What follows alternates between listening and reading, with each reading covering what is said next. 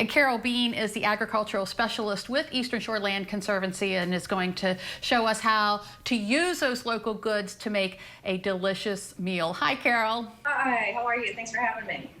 I'm doing great. So what are we making today? So I've got a menu that I downloaded from the Buy Local website.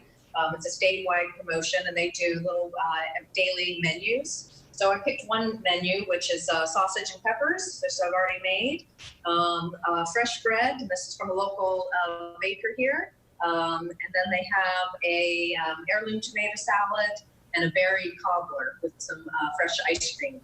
So I have all the other ingredients that I bought here locally, and I'm just going to do a quick little heirloom tomato salad, which is simple and delicious. Okay, so tell us about the tomatoes you have for the salad. I picked these tomatoes up at the farmer's market in St. Michael's on Saturday, and that's the place where you mostly find most of the heirloom tomatoes. And the heirloom tomatoes are interesting because they have, I mean, just these incredible colors and different textures and variety of colors and different tastes. So they grow sort of funny. They're different than your average kind of commercial tomato, but the biggest difference is the flavor of them. So you can see the way they grow. They don't really hold up for shipping or storage. So they're the best things to get locally, right when they're ripe. And then you just sort of, you just make a nice little variety of them. So they're, Okay. you just sort of slice them up, and because they grow sort of funny, I'm never real particular and precise about how I do it. There's sort of different shapes, different sizes. Now, with the different varieties, do you have different flavors? Absolutely. So say like this is sort of a bicolor one.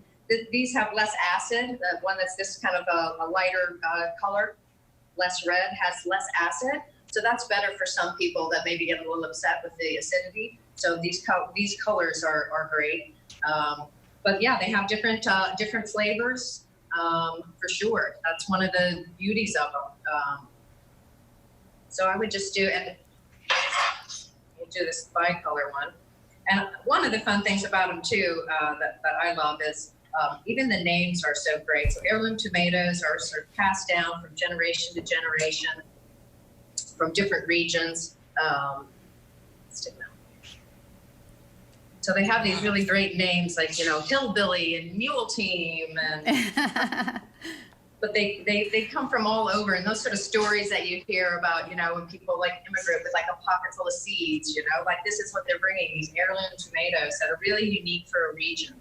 So for our region, you can find ones that will grow better in our region.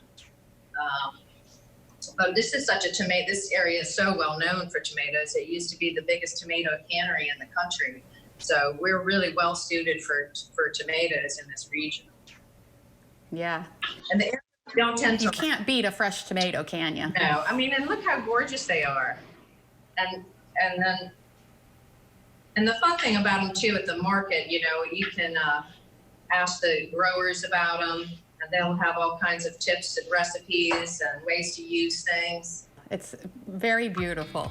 Okay, so what we're going to do is we're going to take a break while you continue to put that together, and we'll get a look at it when it's all done, and then we're going to make something else. Before the break, agricultural specialist with the Eastern Shore Land Conservancy, Carol Bean, showed us how to make a delicious heirloom tomato salad, and when we left her, she was just finishing it up. Carol, it looks like you got it all done there. I did. Well, it didn't take too much more, just a little bit of basil, a balsamic, and a little bit of olive oil. That looks amazing and delicious and so easy too. And of course, like you said, you got all the tomatoes from a local farmer's market. He wants to cook, right?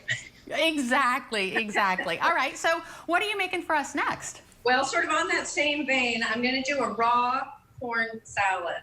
So again, on Saturday at the market, I picked up some corn, and everybody knows how to do this part. Shuck it, try to get the silks off as much as you can.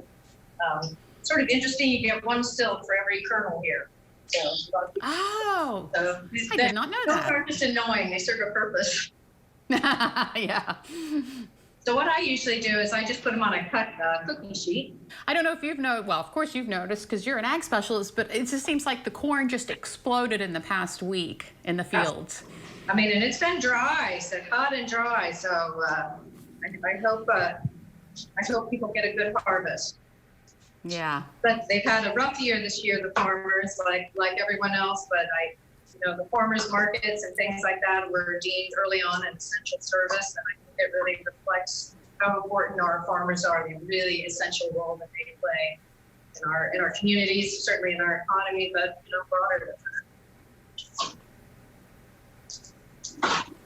So you just cut it up, and then all you do is put it in a little bowl. And this is, you haven't cooked this or anything. You're just, no. This is raw corn. Raw corn. I mean, if you get corn right after it's harvested and you bite into it, it's almost like candy. It's so sweet.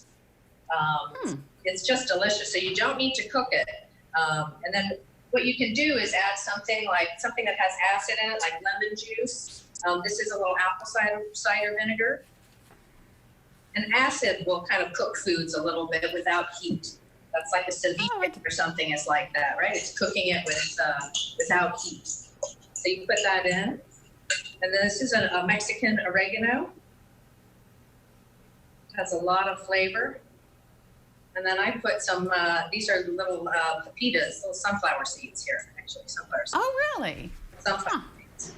So it's a really cool, refreshing salad. And you can put, diced red peppers if you want some color, or a little more of these tomatoes. That would be delicious in it. Another good use for cherry tomatoes. Mm-hmm. But in the summer, it's such a great thing to do. I'm going to taste it. There you go. Yeah. I wish you could give me a taste too. Yeah. A little salt. And then a little more sauce. Okay. But it's an amazing thing. Most people don't know that you can eat corn raw. I did not know that. That is amazing. It's a refreshing summer salad, and it's so easy to make. And while you're at it, it's buy local wheat instead of just buying the corn for making the corn salad. I'm a huge advocate of buying bigger quantities. This is the time to do it. It's the season of abundance. So you can buy a bunch of corn and you can make your summer salad, but then you put it up. So now's the time to do that too. So that's the biggest way to support the farmers. While they have all this corn, buy it, and you just package it up. So this is just cut off the cob like that. And it's just getting out of my freezer. This is the last batch I have from last year. So wow. I timed it well. Well, that's a great idea. Well, thank you so much for showing us. I've learned a lot about tomatoes, heirloom tomatoes, and corn. And of course, we'll have these recipes on our website, delmarvalife.com. Agricultural specialist Carol Bean, thank you so much for joining us this afternoon.